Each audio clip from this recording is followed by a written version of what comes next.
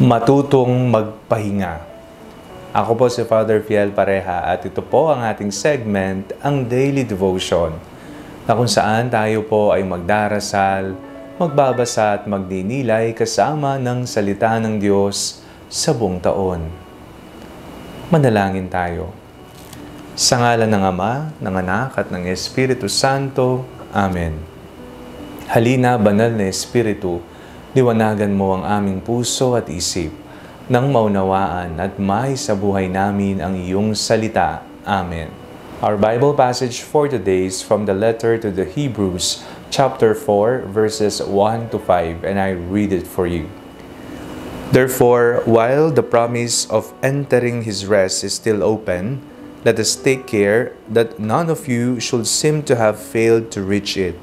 For indeed, the good news came to us just as to them, but the message they heard did not benefit them, because they were not united by faith with those who listen. For we who have believed enter the rest, just as God has said, "As in my anger I swore, they shall not enter my rest." Though his works were finished at the foundation of the world, for in one place it speaks about the seventh day as follows, "And God rested on the seventh day from all his works." And again in this place it says, "They shall not enter my rest." Masyado ka bang busy sa buhay?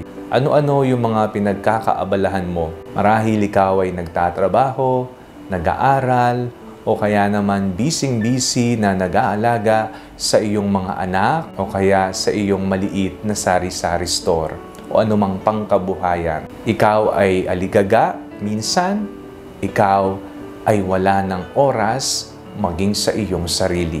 Matutong magpahinga. Sa ating pong binasa hango mula sa sulat sa mga Hebreo, napakinggan po natin na may pangako pala ang Diyos sa atin at ang pangakong ito ay tumutukoy sa pagpapahinga. Rest. Ano ang gagawin natin para makamit natin ang pahinga, ang totoong pahinga na nanggagaling mismo sa Panginoon?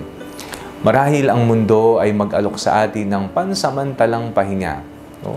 Magpamasahe ka, marerelax ka, matulog ka, no? Ikaw ay makakabawi ng enerhiya, ngunit ang pahingang tinutukoy ng Panginoon ay totoo, pangmatagalan. Una, kailangan nating makinig ng may pananampalataya.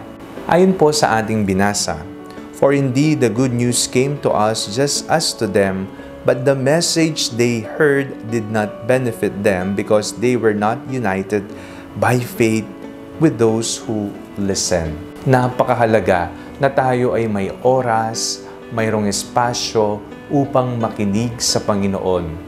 At ang pakikinig na ito ay hindi lamang basta-basta nagdarasal ka, nakikinig ka sa Panginoon, kung hindi bukas ang iyong sarili, bukas ang iyong puso, punong-puno ng pananampalataya sa Panginoon. Ang tunay na pahinga ay matatagpuan lamang sa Panginoon. Ang ating pahinga ay ang ating Panginoon. Manalangin tayo. Panginoon, kayo po ang aming pahinga. Sa mga panahon na kami po'y pagod na sa buhay dahil sa mga pang-araw-araw naming alalahanin, nawa paalala niyo po sa amin na magpahinga kami sa iyo. Amen. Sa ngalan ng Ama, ng Anak at ng Espiritu Santo. Amen.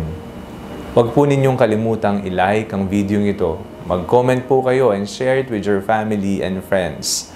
Ang panalangin bago matulog ay may sariling Facebook page na po.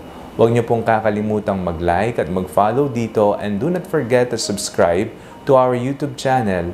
I-click niyo lamang po ang link na nasa description ng video ito, o kaya naman po, just search Father Fiel Pareha. God bless you po.